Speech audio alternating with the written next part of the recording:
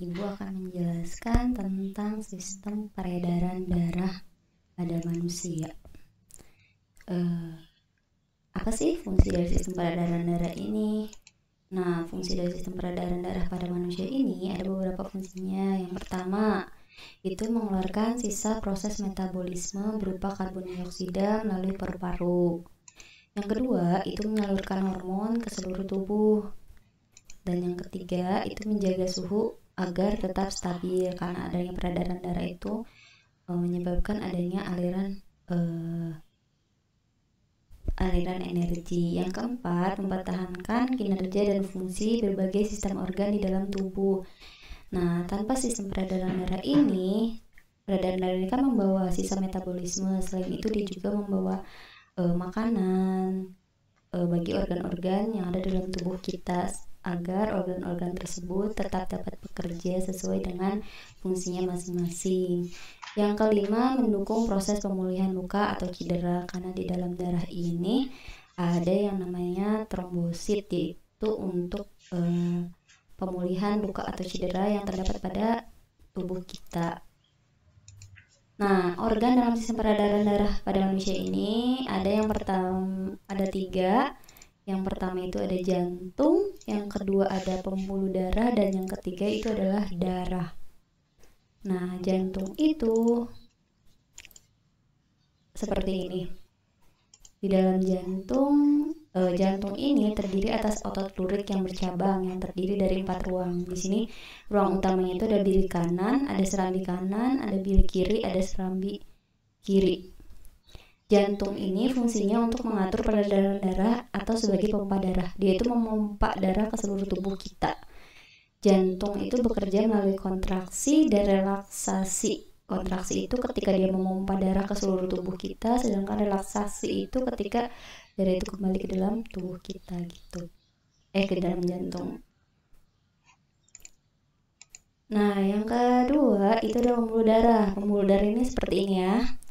Ada yang namanya arteri. Arteri ini atau nadi ya, dia itu membawa darah dari jantung ke seluruh tubuh. Sedangkan vena ini dari seluruh tubuh ke jantung. Nah, di antara arteri dan vena ada yang namanya kapiler darah. Kapiler darah ini menghubungkan arteri dan vena. Kapiler ini lebih kecil. Di sini ada jaringan ikat, ada otot polos, ada jaringan. Nah, otot polos ini sama yang ada di jantung juga ya. Dia bekerja tanpa kita sadari gitu. Yang ketiga itu darah.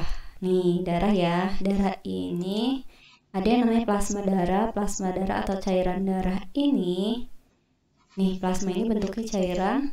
Merupakan cairan berwarna kekuningan yang mengandung berbagai zat penting seperti hormon dan protein. Di sini di plasma darah. Lalu ada sel darah merah. Kalian tahu pasti hafal ya. Sel darah merah ini yang berwarna merah ini, dia itu berfungsi sebagai pembawa oksigen dan karbon dioksida. Jadi dia mengikat oksigen atau mengikat karbon dioksida di sini. Sel darah putih. Sel darah putih ini seperti ini. Sel darah putih ini merupakan komponen utama dari sistem kekebalan tubuh kita. Jadi sel darah ini bertugas untuk mendeteksi keberadaan benda asing yang berbahaya seperti zat beracun dan kuman, lalu melawan agar tubuh terlindungi dari berbagai penyakit gitu. Tanpa adanya sel darah putih ini, sistem imun kita itu akan lemah, sehingga kita mudah terserang penyakit. Nah, yang terakhir ada keping darah atau trombosit. Keping darah ini nih kayak gini bentukannya. Keping darah ini dibutuhkan oleh tubuh untuk menunjang proses pembekuan darah saat terjadi luka atau cedera. Nih, ini yang membuat ketika kita berdarah, dia itu cepat berhenti si darahnya. Itu karena adanya trombosit di dalam darah kita yang menghentikan, yang membekukan darah sehingga darahnya tidak keluar secara terus-menerus. Gitu. Lalu bagaimana sih sistem peredaran darah pada manusia ini? Seperti ini ya. Peredaran darah manusia itu merupakan sistem tertutup karena darah itu selalu beredar di dalam pembuluh darah. Jadi dia nggak mungkin keluar dari pembuluh darah ini. Setiap beredar, darah melewati jantung 2 kali sehingga disebut peredaran darah ganda. Jadi nanti akan Ibu jelaskan. Jadi dia ada 2 kali peredaran darah. Peredaran darah ini ada 2, yaitu peredaran darah kecil dan peredaran darah besar.